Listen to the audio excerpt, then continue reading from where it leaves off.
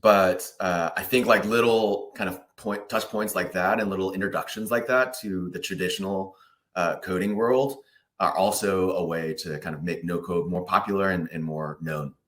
Yeah, that's a great point. And it stinks because we lose the top end builders sometimes to Yeah. those traditional environments. So you lose that talent, which took years to get there. So that Hmm. stinks for the ecosystem. But you guys are then spreading the word about it in these traditional teams. And in some Yeah. teams that comes back, which is really helpful.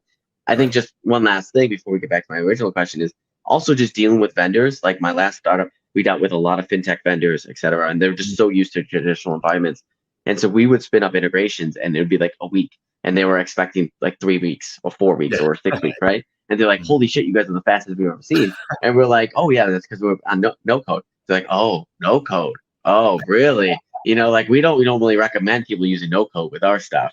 And it's Yeah. like, yeah, well, we just move faster than you've ever seen. So Yeah. bye.